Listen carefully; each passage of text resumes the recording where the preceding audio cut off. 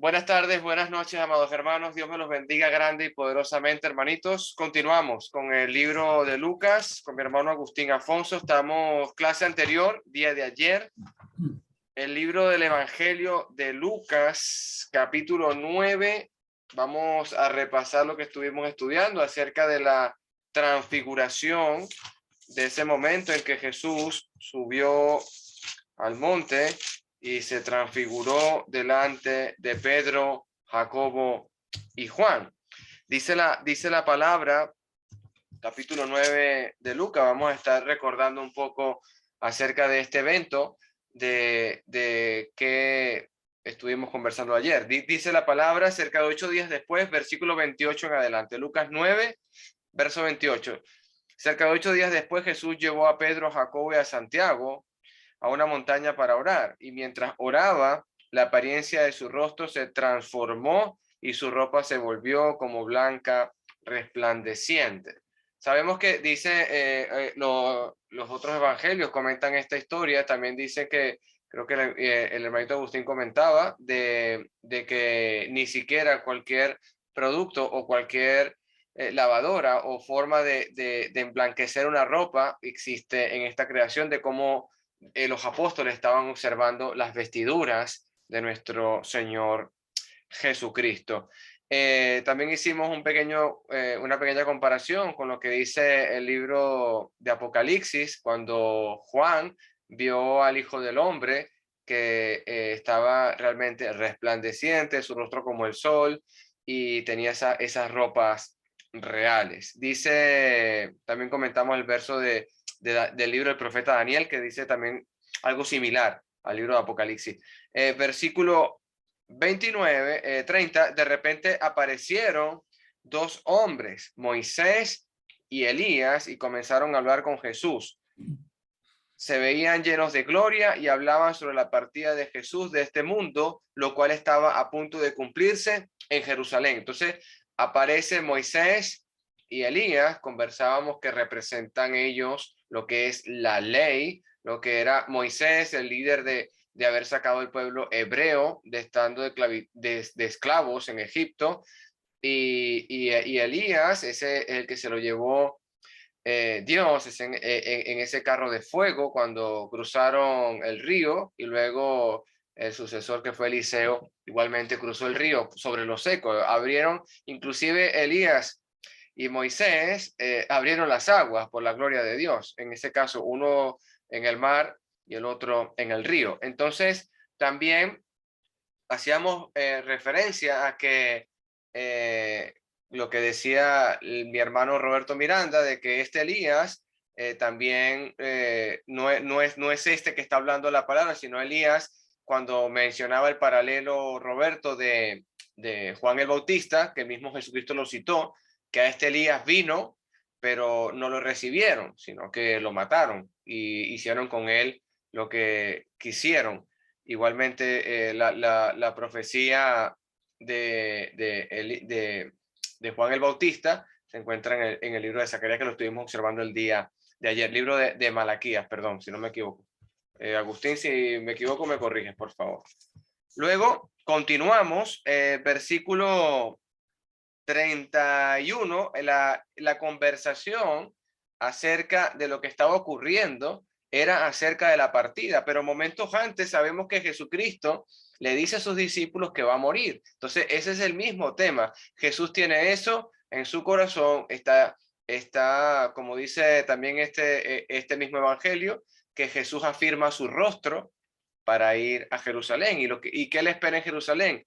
Le espera una crucifixión, le espera la muerte, y como él lo dice, cuando él predice su muerte, que va a ser rechazado, va a ser por los ancianos, por los principales sacerdotes, como decía la clase pasada.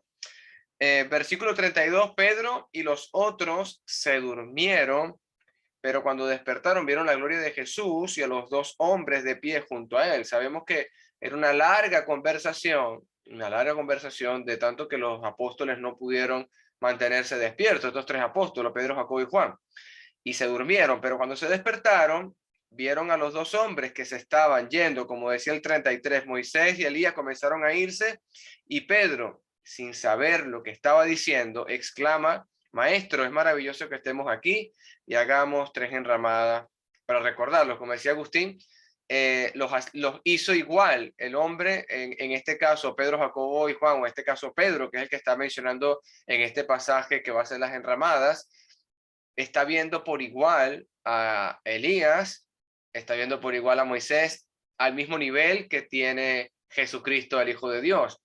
Y esto es algo que hizo precipitadamente, como dice así, no sabía lo que decía, y Dios se lo aclara y se lo hace saber cuando los cubre la nube. Y dice la palabra, versículo 34, pero no había terminado de hablar cuando la nube los cubrió, y mientras los cubría se llenaron de miedo. Entonces desde la nube, verso 35, una voz dijo: este es mi hijo, mi elegido, o mi hijo amado, a él deben oír, escúchenlo a él, como dice esta versión. Cuando la voz terminó de hablar, Jesús estaba allí solo en aquel tiempo y no se lo contaron a nadie de lo que había sucedido. Entonces, vemos una enseñanza clara del Padre, donde inclusive el apóstol Pedro, ya como decía mi hermanito Pedro Rodríguez al día de ayer, que casi 40 años después, en su segunda epístola, él menciona eso, que ellos estuvieron en el Monte Santo y escucharon esa voz. Inclusive también en el momento, hay un paralelo también con esa voz de Dios que viene cuando Jesús es bautizado por Juan el Bautista. Se escucha la voz del cielo también, que este es mi hijo amado y que tengo complacencia, dando fuerza, dando entendimiento, dando toda autoridad a Jesús. Y también lo vemos en la gran comisión, hablando acerca de esta misma autoridad. Dios les bendiga, hermanito. Continuamos, hermanito Agustín. Dios les guarde.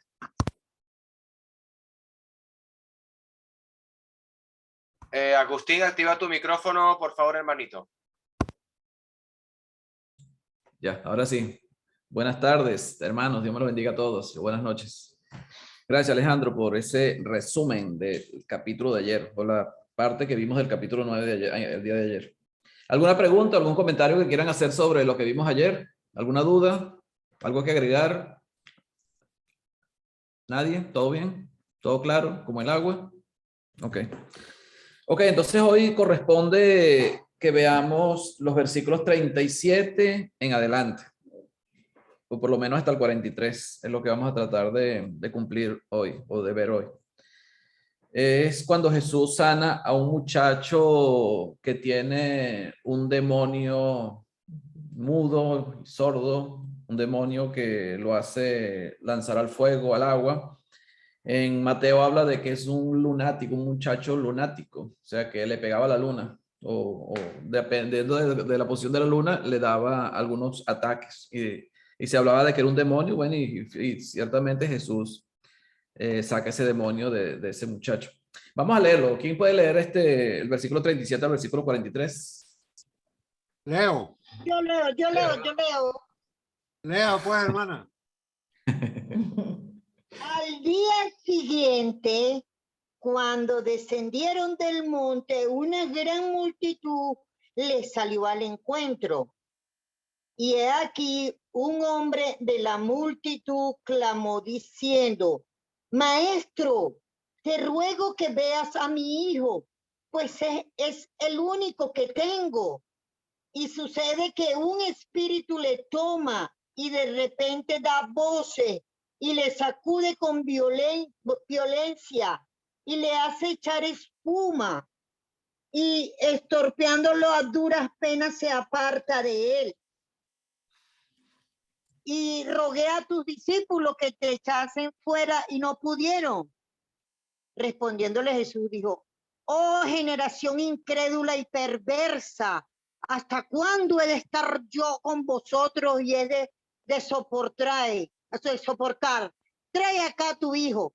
Y mientras se acercaba el muchacho, el demonio le derribó y le sacudió con violencia. Pero Jesús respondió al espíritu inmundo y sanó al muchacho y se lo devolvió a su padre. Y todos se admiraban de la grandeza de Dios. Amén, hermanos. Como casi todas estas historias de la vida de Jesús, de los hechos que hizo Jesús o todas las cosas que él hizo mientras estuvo acá en el mundo, casi todas se narran en el capítulo, perdón, en el libro de Mateo, Marcos y Lucas. Por eso se habla de los evangelios sinópticos, porque se parecen, o sea, tienen más o menos la misma historia. Juan tiene historias diferentes acerca de Jesús. O sea, el enfoque de Juan fue diferente al enfoque que tuvo Mateo, Marcos y Lucas. Fue diferente. Esta historia del muchacho endemoniado, como dice el título, aparece en Mateo, Marcos y Lucas, pero el que mejor relata la historia de este muchacho, de esta situación que estaba pasando, fue Marcos. Marcos lo amplía más, nos da más detalles de las cosas que sucedieron en ese momento, cuando Jesús baja con sus 3 discípulos, con sus 3 apóstoles de la montaña. Aquí el versículo 37 dice que al día siguiente, cuando descendieron del monte, una gran multitud le salió al encuentro. O sea, ¿cuánto tiempo estuvo Jesús en ese monte santo, en el monte donde se le aparece Moisés y Elías, y su rostro resplandece, su ropa se convierte en una ropa blanca? Tuvo toda la noche, ¿verdad? Se habla de que los discípulos tenían sueño, pero por el miedo, no se durmieron. Pero ellos pasaron toda la noche con Jesús en el monte. O sea, ir con Jesús no era fácil. Jesús trabajaba en todo momento. O sea, Jesús aparentemente, por las historias que hemos visto de él tenía muy pocas ocasiones de descanso. Solamente lo vimos descansando cuando cruzó el mar de Galilea, cuando hubo la tormenta, que él reprendió el viento y el clima, ¿verdad? Y se hizo gran bonanza. Estaba durmiendo en la barca. Pero realmente se ve a Jesús siempre trabajando. Y los que lo seguían tenían que seguirle el paso. Y eso es lo que tenían que hacer los apóstoles. Seguir el paso de Jesús. Jesús los estaba enseñando, los estaba entrenando para que pudieran trabajar fuertemente en cuanto a la responsabilidad que iban a tener como apóstoles de Jesucristo cuando él se fuera. Entonces los estaba entrenando. Entonces pasaron toda la noche en el monte. Entonces al otro día bajan Jesús y sus 3 apóstoles, Juan, Jacobo y Pedro, que eran los 3 que subieron con él. Vamos un momentico al Evangelio de Marcos, en el capítulo 9, versículo 14, porque hay una parte que no lo menciona Lucas, o varias partes que no lo menciona Lucas, que es importante que lo detallemos también. Marcos capítulo 9, versículo 14. Dice, cuando llegó a donde ellos estaban los discípulos, cuando llegó a donde estaban los discípulos, ¿cuáles discípulos? Los 9 que se habían quedado, que no habían subido al monte con Jesús. Dice, vio una gran multitud alrededor de ellos y escribas que disputaban con ellos. Dice, ¿quiénes estaban alrededor de los discípulos, de los 9 apóstoles que quedaron? Dice, una gran multitud. ¿Y quiénes estaban disputando con los apóstoles? Dice, los escribas que disputaban con ellos. Los escribas. ¿Quién eran los escribas? Eran los que enseñaban la ley, los que transcribían y enseñaban lo que era la ley de Moisés. Cuidaban y vigilaban, así como los fariseos también. Eran los que eran vigilantes de que se cumpliera al pie de la letra todo lo que se mencionaba en la ley de Moisés. Y dice que ellos estaban disputando con ellos. Ahora, ¿qué disputaban? Yo imagino que acerca de que Jesús fuera o no fuera el Mesías. Eso es lo que disputaban con los apóstoles, me imagino yo. Dice el versículo 15, y enseguida toda la gente viéndole se asombró y corriendo a él les saludaron. Y él les preguntó, ¿qué disputáis con ellos? ¿Qué disputáis con ellos? ¿A quién le preguntó Jesús esto? Según lo que ustedes creen. ¿A los apóstoles? A los apóstoles. A los discípulos, a los 9. ¿Qué disputáis con ellos? O sea, a ellos no les correspondía estar disputando. Jesús le quiso mostrar a ellos quién era él. Cuando hace la revelación, que Pedro recibe la revelación de Dios de quién era Jesús. Y él le encarga a ellos que no se lo diga a nadie. Que no se lo diga a nadie. Pero los encuentra disputando con los escribas. Y por eso le pregunta, ¿qué disputáis con ellos? O sea, ¿por qué disputan con ellos? Es como nosotros, no nos corresponde estar discutiendo con nadie. A nosotros nos corresponde es predicar el evangelio a toda criatura. Eso es lo que nos corresponde. No que si yo tengo la razón o tú tengas la razón, o sea, no se trata de eso. Se trata de enseñar lo que la palabra de Dios dice. A ellos no les correspondía estar discutiendo ni disputando con los escribas, y menos con los fariseos tampoco. Eso es lo que, por eso Jesús le hace la pregunta, ¿qué disputáis con ellos? O sea, ¿por qué? Es como diciendo, ¿qué disputas con ellos? O sea, ¿por qué está disputando con ellos? ¿Por qué está discutiendo con ellos? Eso no es tu trabajo, no hagas eso, no es necesario. Porque en todo caso, ellos no iban a creer. Si habían visto señales, habían visto prodigios y no creían, menos iban a creer porque ellos le dijeran o estuvieran discutiendo con ellos acerca de eso. Era una cosa como absurda, ¿verdad? Y respondiendo uno de la multitud dijo, maestro, traje a ti, mi hijo, porque tiene un espíritu mudo, el cual, donde quiera que le toma, le sacude y echa espumarajos y cruje los dientes y se va secando. Y dije a tus discípulos que lo echaran fuera y no pudieron. Fíjese que Jesús cuando manda a los 12, él les da poderes de sanación. Y no solamente de sanación, hasta de resurrección de muertos. O sea, ellos tenían poderes de hacer milagros. Y fíjese que aquí, en este caso, ellos no pudieron curar a este muchacho. No pudieron curar a este muchacho. Y el hombre, el padre de este muchacho, claro, en su preocupación, acude a Jesús. Cuando lo ve, se sorprende, van y lo saludan y acude a Jesús a decirle, mira, mi hijo está sufriendo de esto. Está sufriendo de esto. Y acudí a tus discípulos para que lo curaran y ellos no pudieron curarlo.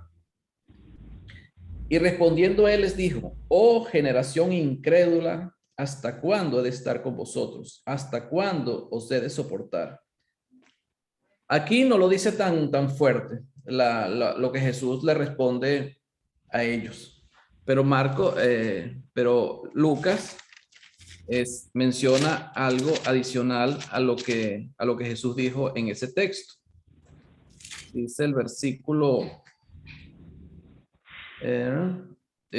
41 del Lucas 9. Respondiendo Jesús dijo, oh generación incrédula y perversa. Imagínense lo que le dice. ¿Hasta cuándo he de estar con vosotros y os he de soportar?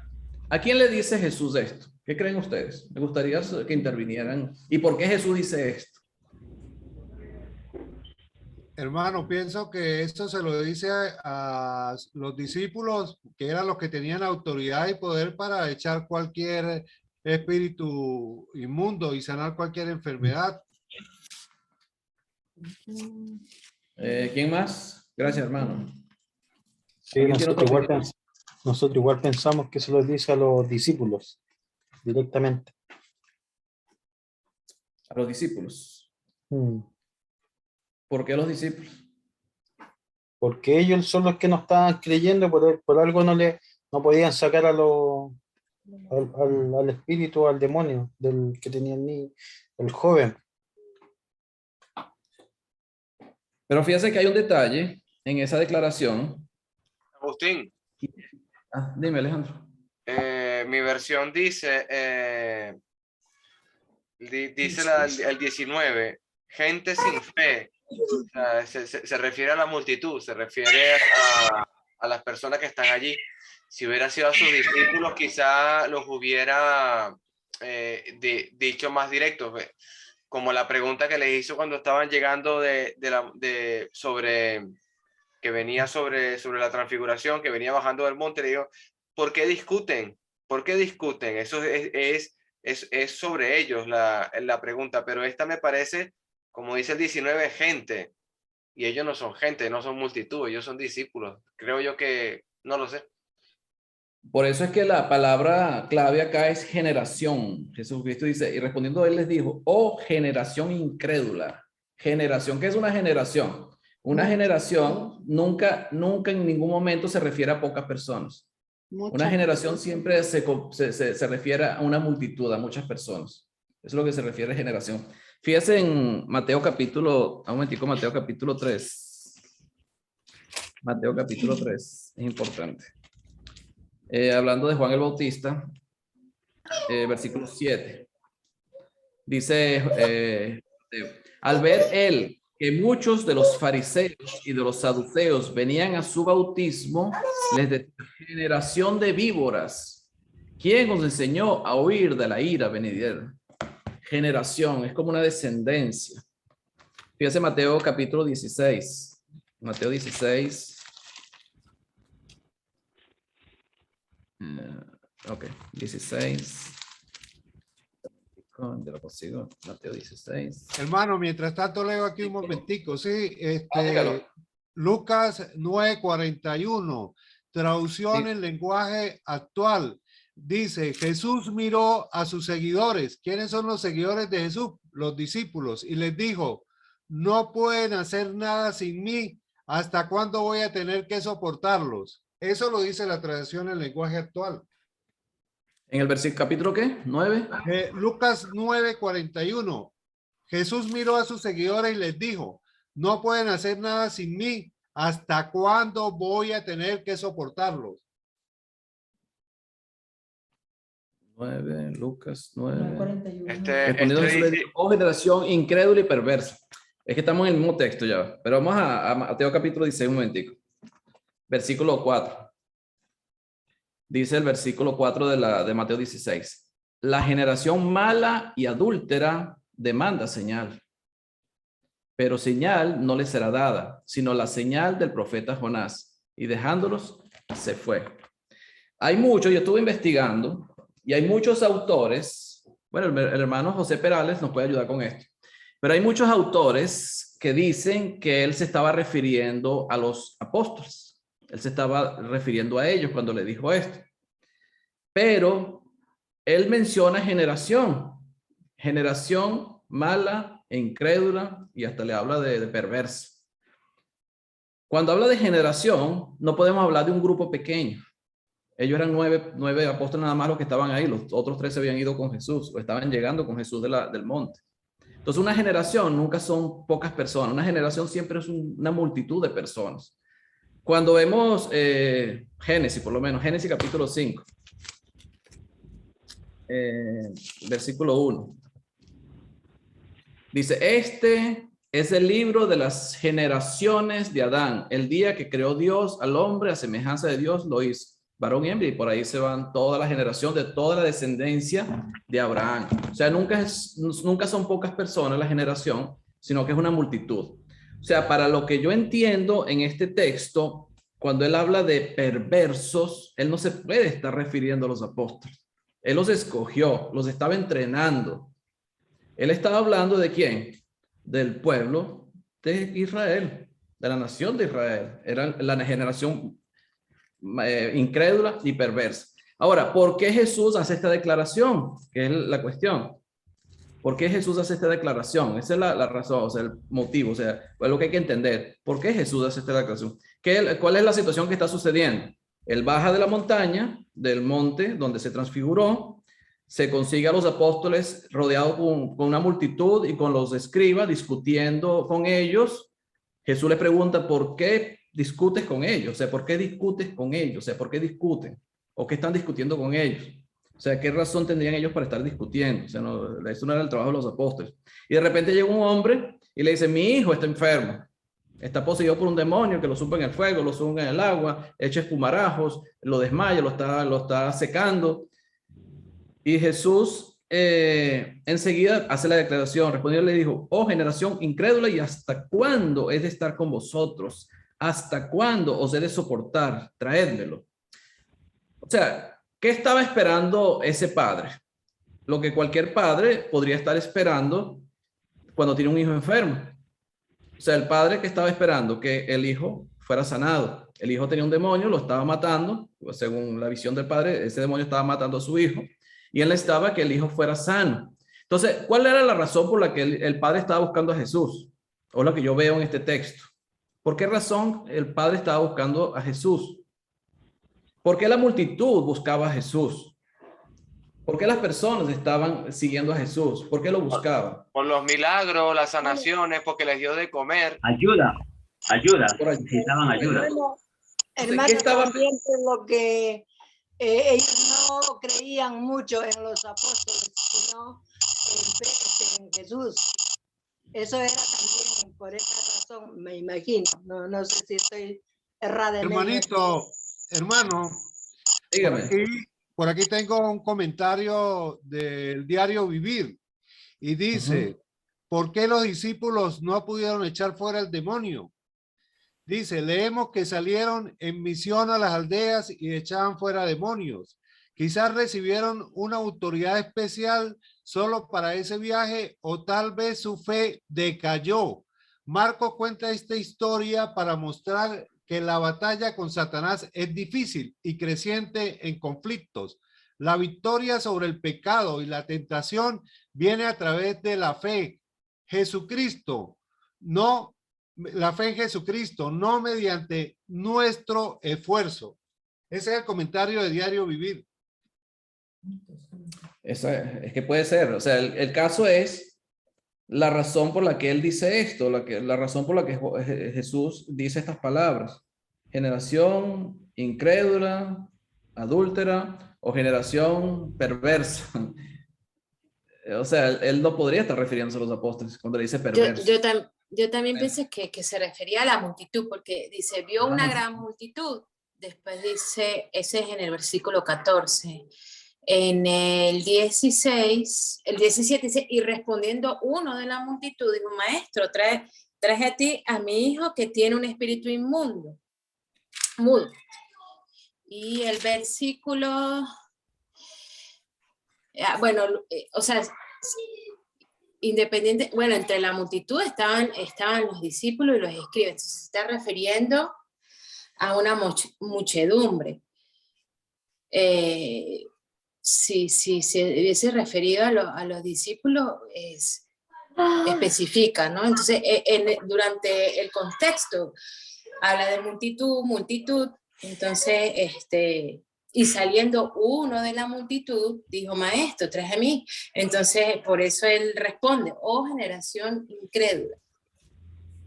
Entonces, Agustín. Siguiendo el contexto, se refiere a la multitud. Ahí estaba la multitud, claro, estaban los 9 más los 3 que llegaron con él del monte. Está la multitud de las personas. Se presenta el padre con esta situación con el hijo. Quizás también meten el paquete a los discípulos. No, yo no creo que lo haya metido a ellos. Claro, los discípulos. Pero sí se también, refiere a todos. Claro, se refería a la nación de Israel, o sea, que estaban ahí, o sea, cuando habla de una generación, es todos los que estaban ahí, no eran los discípulos solamente, porque habla de una generación, de la generación, de todos los descendientes vamos a decir, descendientes de Jacob, que eran la generación de los israelitas. Entonces, ¿qué estaba esperando Israel? O sea, ¿qué estaban esperando los judíos? Ellos estaban esperando un Mesías. Ellos estaban esperando un Salvador, un Mesías. Pero cuando ven a Jesús que hace milagros, ¿cómo identifican a Jesús? ¿Como el Mesías o como el Salvador o como enviado de Dios? Ellos simplemente lo están identificando como un médico, con alguien que los puede ayudar a sanar sus dolencias físicas. Claro, es lógico que si yo tengo un hijo enfermo y yo sé que Jesús lo puede sanar, como pasó con la mujer del flujo de sangre y como pasó con muchos de lo que hemos visto ya, que buscaban a Jesús para resolver su situación. Y este hombre no estaba exento de esto. Él también se preocupaba por su hijo y quería que el hijo fuera sano. Pero Jesús quería que ellos vieran más allá de las curaciones milagrosas que él estaba haciendo, de los milagros que él estaba haciendo, del poder que él tenía. Tenían que ver más allá, no solamente ver las curaciones, sino quién era él. O sea, creer. Por eso dice incrédula. Porque ellos creían que Jesús podía hacer, o sea, porque dice incrédulos, ellos creían que Jesús podía hacer todo eso. Y perversa. O sea, porque realmente para ellos lo principal o lo número uno para ellos, era lo que ellos buscaban, eran las sanaciones físicas. Realmente no estaban viendo a Jesús más allá de los milagros que él estaba haciendo. ¿Quién era Jesús? Era como los fariseos. Jesús le curaba la mano seca a un hombre en el templo un día sábado. Ellos no veían la curación, no veían el milagro, no veían quién era Jesús, sino veían era el hecho de que lo curó un día sábado. Por ahí es que se iban. Y era el problema, la falta de incredulidad, y era una generación, como dice ellos, perversa realmente, porque no entendían, no querían creer realmente quién era Jesús, pero les interesaba que Jesús, porque Jesús curaba personas. Dime, Alejandro. El verso 43, ahí ves el final de todo. En el 9:43 de Lucas dice, el asombro se apoderó de la gente al ver esa majestuosa demostración del poder de Dios. O sea, los apóstoles no pueden estar tan asombrados del poder de Dios, ya han visto mucho poder ya. Claro, o sea, ya ellos habían visto esta resurrección de muertos, o sea, visto muchas cosas. Vamos a seguir leyendo Marcos.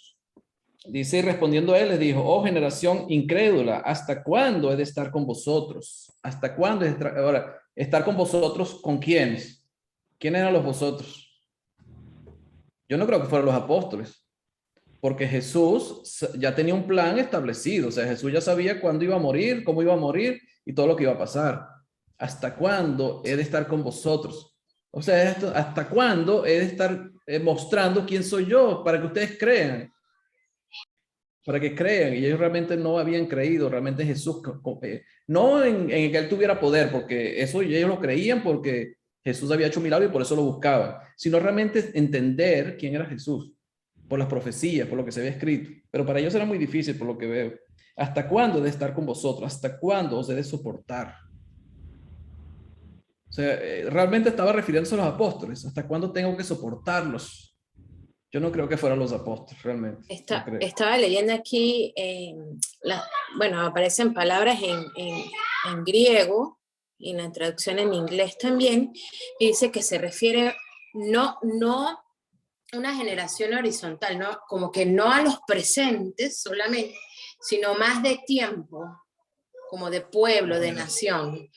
Ajá. Es más o menos lo que o sea, hay una explicación muy grande, pero en líneas generales es lo que estoy observando acá aquí en la computadora, buscando la parte en griego y en inglés. Dice eso, que no se refiere a un significado horizontal, o sea, como que solamente las personas que estén allí, sino a tiempo y a las personas nacidas y que viven en el mismo tiempo. Así, de esa manera. Está refiriendo a la nación. ¿Quién estaba ahí cuando Jesús dijo esas palabras? La multitud, y estaba el padre del muchacho escuchando. Él no se refirió a los apóstoles, no llamó a los apóstoles para decirle eso. Pero yo pienso que a la nación de Israel, al pueblo judío. A la nación, fue a la nación que le dijo eso, a la nación de Israel. Claro, pero ahora en la actualidad, pues pues ahora ya es para todo el mundo. Claro, pero en ese momento, claro, era la nación de Israel. Claro, que en ese momento, claro. Ajá, para ese momento, sí. Era el momento, o sea, era el Mesías. Y fíjese, tráemelo. Pero aparece pero ¿por qué se le iba a decir a la nación si la nación no iba a ser la que iba a empezar a sacar demonios, si no iban a ser los mismos discípulos? Jesús no está diciendo esto por el hecho de que los apóstoles no hayan podido sacar a los demonios, no hayan podido curar a este muchacho. Él no lo está diciendo por eso. Él lo está diciendo por la actitud que tiene la nación hacia él, hacia Jesús. O sea, ¿por qué estaban buscando a Jesús? ¿Cuál es la razón por la que estaban buscando a Jesús? La sanación. Porque le hicieran milagros y todo. Milagros, sanación. Fíjense que al final termina Jesús diciéndole a los apóstoles, tranquilos, ustedes no lo iban a poder sacar. El 29 dice, el de Marcos capítulo 9, Marcos capítulo 9, versículo 29. Y le dijo, este género con nada puede salir. Ustedes jamás iban a poder sacarlo. O sea, Jesús estaba claro que ellos no iban a poder curar a ese muchacho. Porque este género solamente sale con oración y ayuno. Eso, bueno, vamos a verlo más adelante. Pero el caso es que ellos no iban a poder. O sea, entonces Jesús no se está refiriendo a ellos cuando dice esto. No lo está diciendo porque ellos no pudieran sacar el demonio. Porque entonces se está contradiciendo el mismo Jesús de aquí. No tendría sentido. Hermano, le dice esto, sale con oración y ayuno. Mira lo que dice aquí. Dice, haya a los demonios con sus estragos, a los discípulos con su fe flaca, al pueblo incrédulo y torcido. O sea, lo que dice en cierta manera la hermana Lisbeth es muy cierto. Prácticamente ahí hay todos, tanto el pueblo como lo dice aquí este comentario, un pueblo incrédulo y torcido, y a los apóstoles con su fe, con su falta de fe, más que todo porque indiscutiblemente son hombres como usted y como yo, que flaquean igual como nosotros flaqueamos. Claro, pero él se está refiriendo a toda la nación. Esa debe ser la explicación. Claro, la nación incluía también a los apóstoles, aunque por eso él no los llamó aparte a ellos para decirle eso. Agustín. Sino que se lo dijo a la multitud que estaba ahí. Y junto estaba el padre también del muchacho. Dime, Alejandro. El hermano José Perales y luego el hermanito Roberto Miranda, por favor. Okay. No, yo quiero darle lugar a José Alfredo Perales, el maestro. Sí, mi hermano, gracias. Gracias. Sí, evidentemente se refiere a, está molesto por la perversidad de la generación, hasta donde él puede alcanzar a aquellos que le rodean, no solamente judíos, sino gente que está viniendo de otras regiones, pero la declaración de la generación perversa es independiente de la falta de fe de los apóstoles, son dos cosas diferentes. La generación está fallando, pero los apóstoles también están fallando, no son perversos, salvo uno que después dijera Jesús, no los escogí a ustedes, yo no de ustedes es diablo. Ellos no son perversos, solamente hablo de los apóstoles, no son perversos, solamente su fe va a flaquear y no van a poder sanar. Los 70 sí lo están haciendo, ellos no lo están haciendo, y son dos cosas diferentes, creo, eso es lo que entiendo. Como lo dijo el hermano que acaba de hablar anteriormente y la hermanita que acaba de comentar también. ¿Es todo, hermano? Sí, correcto. Por eso decía, cuando él menciona eso, no se está refiriendo al hecho de que los apóstoles no hayan podido curar al hombre, al muchacho. O sea, no fue la razón. La razón fue la actitud del pueblo hacia Jesús. Esa fue la razón. La actitud que tiene. Así es. O sea, la razón por la que estaban buscando a Jesús. O sea, solamente buscaban a Jesús por intereses físicos, vamos a decirlo así, de la carne. O sea, el problema que tenían que solucionar en ese momento y el problema que ellos tenían era de enfermedades.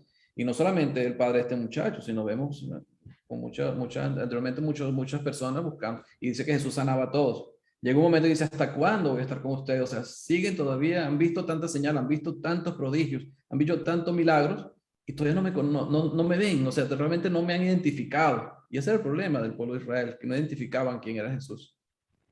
No identificaban, no lo podían ver. Dice versículo 20, vamos con Marcos capítulo 9, versículo 20.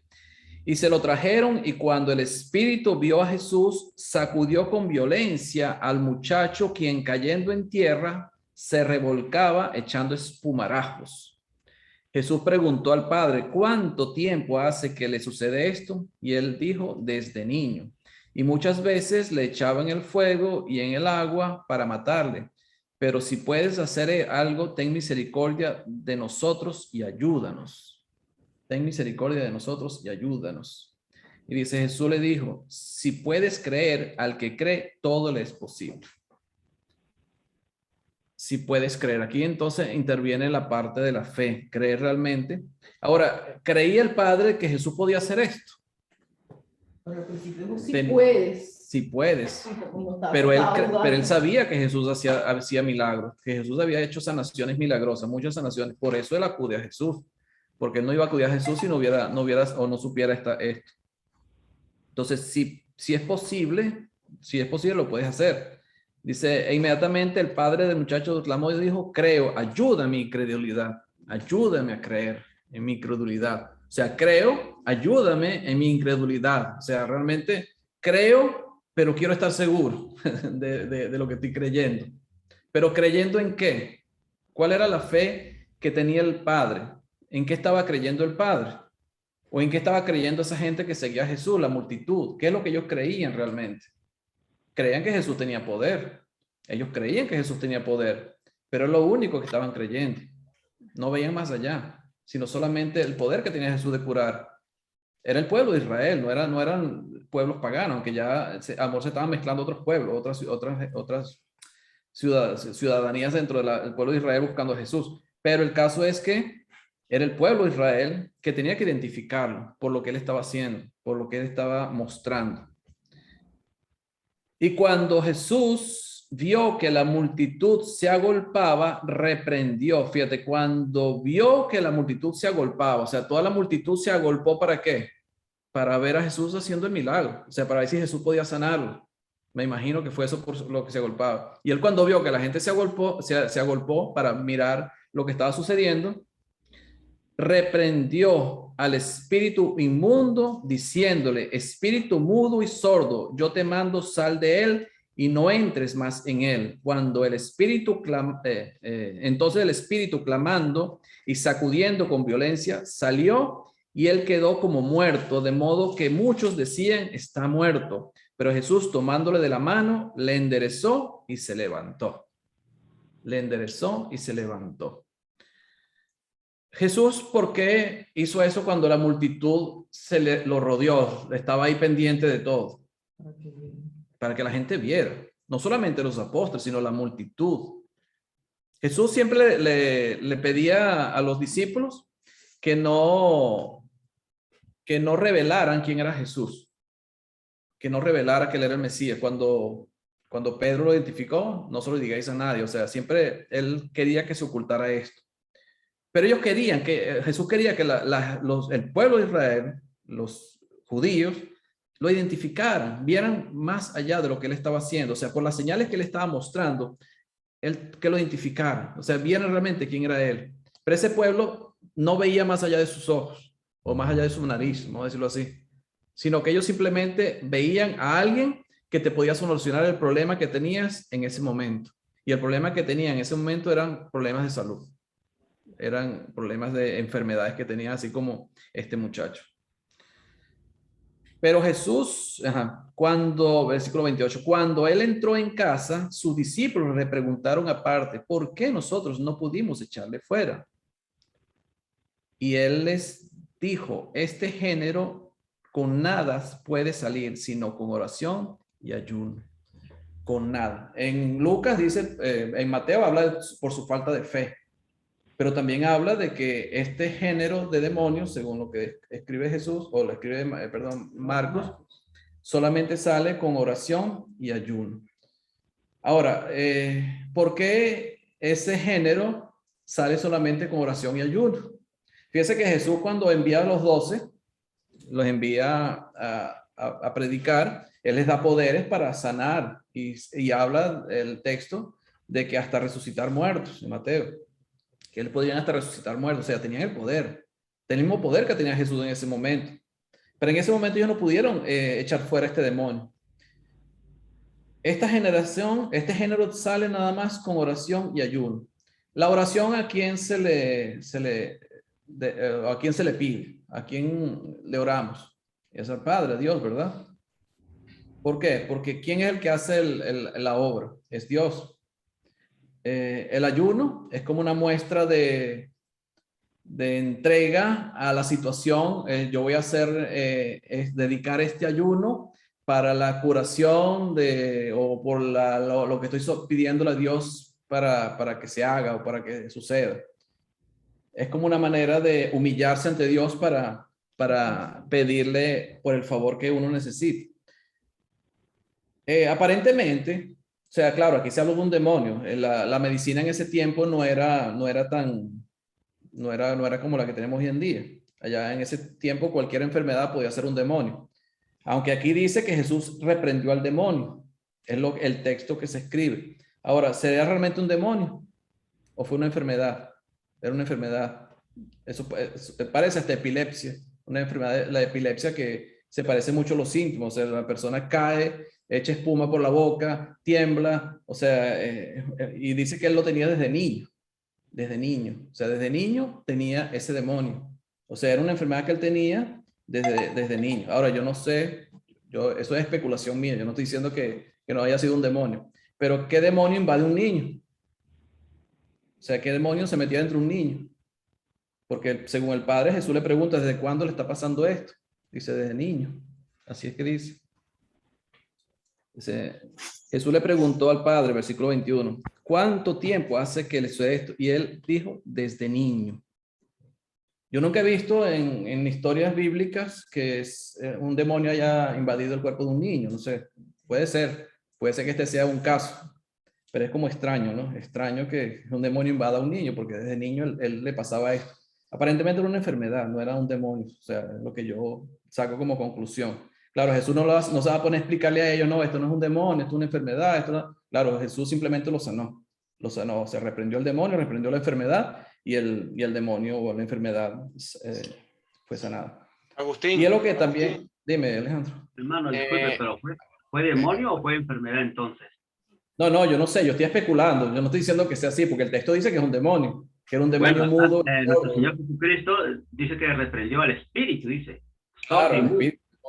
Ahora, lo que a mí me extraña, o sea, lo que a mí me extraña de este texto, lo que menciona Lucas es eso, desde niño le está sucediendo eso, desde niño, o sea, no era adulto. Bueno, el demonio, yo pienso que para el demonio no tiene barreras ni fronteras. Él puede sí, a un niño, ¿no? Claro, pero como usted dice, es rarísimo, ¿no? Que se le meta pues a un niño, ¿no? No hay caso, todos son adultos. Sí. Exacto, es un caso muy raro, no es un caso común, normal, o sea, cada vez que lo veo en un texto bíblico, pues, por lo menos no sé, yo no he leído, no sé, los que conocen más de la Biblia que yo, pueden mencionar si han visto algún otro caso de un niño poseído por un demonio, o sea, no sé si lo existe. Claro. En este caso Jesús dice que reprendió al espíritu, dice pues Jesús, ¿no? Claro que también se puede, lo que usted dijo, ¿no? Yo también estaba en eso, ¿no? De que he escuchado también que a veces la gente confunde de que eso no es un demonio, sino es un ataque de epilepsia. Y son las características, ¿verdad? Son las características de la enfermedad de la epilepsia. Pero en este caso, pues, por fe tenemos que creer que sí, fue un demonio, ¿no? Sí, bueno, como claro. El demonio no tiene fronteras, no tiene barreras. Bueno, mi versión de la Biblia de las Américas dice: Señor, ten misericordia de mi hijo porque es epiléptico y sufre terriblemente porque muchas veces cae en el fuego y muchas veces en el agua. Yo lo traje a tus discípulos, la traducción de las Américas. Había que ver la palabra ataque o algo así en el idioma original, en el griego, a ver qué... Bueno, Marlene. Claro, excelente, sí. Mi versión de Nueva Traducción Viviente habla de convulsiones, pero bueno, lo que más me llama la atención no es la enfermedad ni el demonio, sino me llama la atención es la pregunta que hace Jesús en el 21. Sabiendo que Jesús escudriña los corazones, sabe discernir las murmuraciones, conoce los pensamientos de cada uno y le pregunta al Padre, ¿hace cuánto tiempo le ocurre esto al niño? Creo que lo más relevante allí no sería la enfermedad o no sería si es el demonio o una enfermedad. Yo creo que lo relevante aquí es saber por qué Jesús, que todo lo sabe, todo lo conoce, es el Todopoderoso, le hace una pregunta que él ya conoce. Yo pienso que en este caso necesita Jesús que nosotros confesemos nuestro dolor. O sea, él necesita que nosotros vayamos ante Dios y le digamos nuestro más profundo dolor. O sea, ¿cómo te sentirías tú, papá o mamá, cuando tu niño es epiléptico o tu niño tiene un demonio? Llámese como se llame el problema, pero es un problema. Sea epilepsia o sea demonio, tienes un problema con tu hijo. Y desde muy pequeño, yo creo que el papá o la mamá vivirían muy angustiados, sea el problema que sea por tu niño. Y imagínate que te pregunten eso, que el Dios Todopoderoso te diga, ¿desde cuándo, hermanito Sergio, tu hijo está malo? Y usted le responda con lágrimas en su corazón, desde muy pequeño. Eso quiebra el corazón de cualquier hermanito. En Mateo 17 está la misma historia en el versículo 14 en adelante, y en el 15 dice: Señor, ten misericordia de mi hijo, que es lunático. O sea, Mateo lo menciona como lunático. O sea, aparentemente los cambios en la luna le afectaban también, o sea, porque el lunático tiene que ver con eso. Cambios lunares, los cambios o las fases de la luna afectaban la salud del muchacho. O sea, según lo que se menciona Mateo sí estaba presente. Lucas y Marcos no estaban presentes aparentemente no estaban presentes en ese momento. Ellos escribieron según los relatos que escucharon sobre la situación y la explicación, claro, que dieron después. Exactamente. ¿Algún otro comentario o preguntas? O sea, hay muchas cosas que no sabemos porque Dios nos informa lo que Él necesita que sepamos. O sea, Dios nos revela solamente lo que necesitamos saber. Si era enfermedad o era demonio, la Biblia dice que era un demonio. O sea, tenemos que aceptar que era un demonio. A mí lo único que me extraña es que desde niño esté sufriendo con ese demonio. Pues. Es lo raro de esta historia. Pero el caso es que la Biblia dice que es un demonio, Dios nos está revelando eso de esa manera y tenemos que aceptarlo de esa manera. Como dije en clases pasadas, hay cosas que no entendemos, pero si Dios lo coloca ahí, es por algo. Y Dios lo colocó ahí, tenemos que aceptarlo y creerlo de esa manera. Entonces, la Biblia dice que era un demonio mudo y sordo, según esto. Y no solamente mudo y sordo, sino que también lo hacía caer en el suelo como muerto. Lo echaba en el fuego. O sea, aparentemente él perdía todo el control de su cuerpo cuando lo afectaba este demonio. ¿Preguntas? Hermano Agustín, realmente una persona epiléptica, justamente eso es lo que le pasa, sea niño, adulto o joven, no se sabe en qué momento realmente le va a dar el problema de la epilepsia. Puede estar en un río, por ejemplo, y cae al río. Puede estar en un barranco, cae al barranco. O en el fuego, cae al fuego. Entonces, en cualquier momento le pasa. Eso es la epilepsia. Pero como usted dice, a la Biblia dice, puede ser el demonio y realmente, como lo dice, el espíritu, como lo llamamos, o como lo llaman las personas, es el espíritu malo, el espíritu malo. Hermano, allí en el versículo, cuando se habla de espíritu, hay varias traducciones. Uno lo pone como espíritu malo, otro espíritu mudo, otro le dan diferentes términos.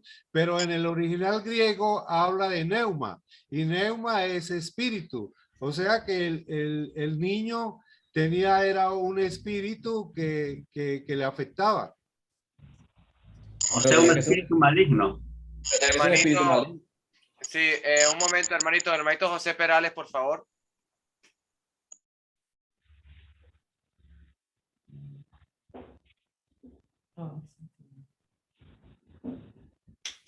Disculpe.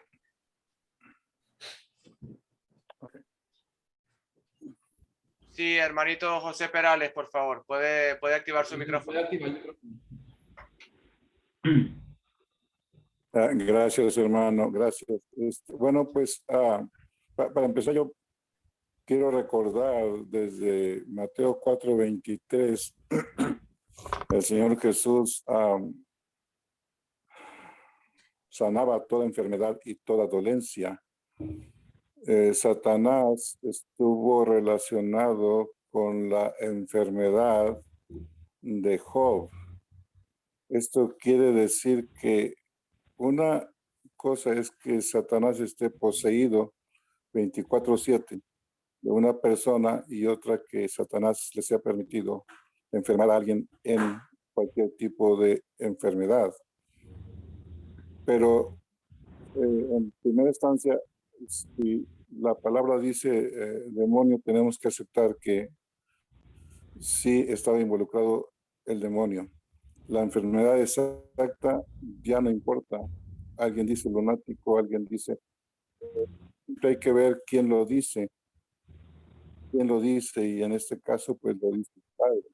Pero Jesús entiende que hay un demonio involucrado y él habla y reta directamente al demonio. Todas estas enfermedades desde Mateo 4:23 vinieron a causa de que Satanás está peleando con Cristo. Entonces, aunque no hay registro de que Satanás haya enfermado a un niño o se haya poseído a un niño en este caso, no hay evidencia de que esté poseído, sino que está influyendo en esta enfermedad. El punto es que Satanás está peleando contra Cristo y se le ha permitido que pelee en esta forma. Es todo. Gracias, hermano.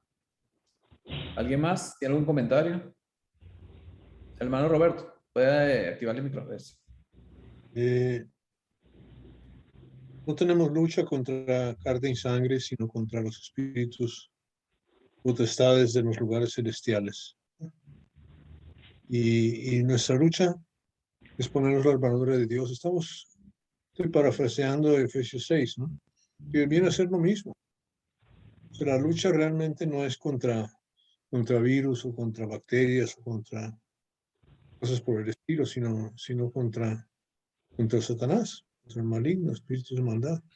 Y la solución para pelear contra los espíritus de maldad es ayuno y oración. El ayuno del Antiguo Testamento, en la mayor parte de los casos, por ejemplo, cuando Josafat se va a enfrentar a los que le van a invadir a Jerusalén, proclama el ayuno, ¿verdad? Y le piden a Dios. Y es una forma al revés de lo que haría el mundo. El mundo, si va a pelearse o se va a armar, va a agarrar más fuerza, va a hacer ejercicio, va a comer mucho, ¿verdad? Va a comprar buenas armas, pero el pueblo de Dios, el verdadero pueblo de Dios, simplemente se lo pone en manos de Dios. Se declara, nosotros no podemos defendernos, tú sí nos puedes defender. Ese es el verdadero ayuno, es humillarse delante de Dios. Y la oración es imprescindible, imprescindible. Quizás podríamos imaginarnos que estos discípulos en sus primeras salidas se les olvidaba orar. Nosotros cuando vamos a salir a batallar contra Satanás, cuando nos salimos a tocar puertas en una campaña, ¿qué es lo primero que hacemos cuando nos juntamos? Una oración para que nos respondan, para que hablemos lo correcto, para que digamos lo que tenemos que hacer. Exactamente es lo que hace el apóstol Pablo. ¿Verdad? Y ored por mí para que con denuedo proclame lo que debo de decir, lo que Dios quiere que yo diga. Eso es muy claro la oración. Y aquí estamos hablando de la importancia de involucrar a Dios en todo el asunto. Jonathan es igual, Jonathan cuando va a pelear contra el enemigo, ¿verdad? Hace exactamente lo mismo, proclama un ayuno, en vez de comerse lo engordado, que es lo que hace Saúl, ¿verdad? Que está al revés, él hace lo que debe de hacer. Ese es el verdadero ayuno. El verdadero ayuno es el humillarnos delante de Dios, hacer su voluntad. El verdadero ayuno se encuentra en Isaías 58. Tengan tiempo, leanlo. Y la oración la encontramos en Efesios 6, 18, 19. Corrígeme, José Alfredo Perales, por favor. Correcto, hermano. Fíjense que en el versículo 43 de Lucas 9 termina diciendo el texto, y todos se admiraban de la grandeza de Dios, y sigue en el otro párrafo, y maravillándose todos de todas las cosas que hacía, dijo a sus discípulos. Ahí sí se refirió a ellos, sí les habló a ellos, cuando estaban en la casa, cuando estaban solos, ya hablando con ellos, pero cuando estaban con la multitud, Jesús en ningún momento se refirió a los discípulos en especial, cuando les habló de generación incrédula, adúltera y perversa. O sea, realmente era refiriéndose a lo que era la nación de Israel. Es la conclusión que podemos sacar de este texto. Ok. Si no hay dudas o comentarios, ¿alguien más? Un punto más, por favor, nada más. Ese versículo 43 es especial, porque eso quiere decir que ese pueblo perverso y incrédulo y todo eso no estaba glorificándole a Jesús, estaba glorificando a Dios. Cuando vieron el milagro, dijeron, no, pues este no lo podía hacer, seguramente lo hizo Dios. Es Dios, o sea, la señal funcionó porque le dio gloria a Dios. Y eso es lo que... Sí.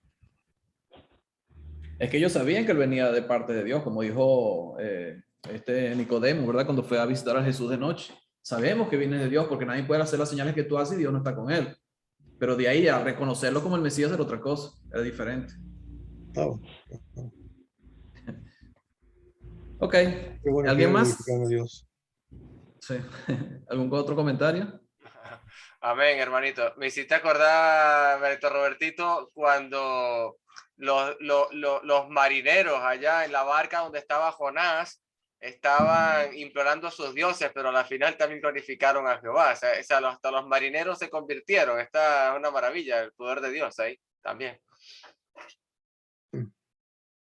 Bueno, hermanos, ¿algún otro comentario? ¿Preguntas? Hermanitos.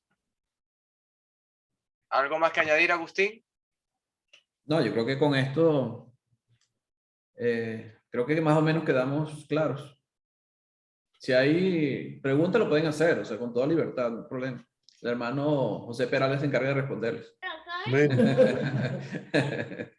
Amén, hermanitos. Bueno.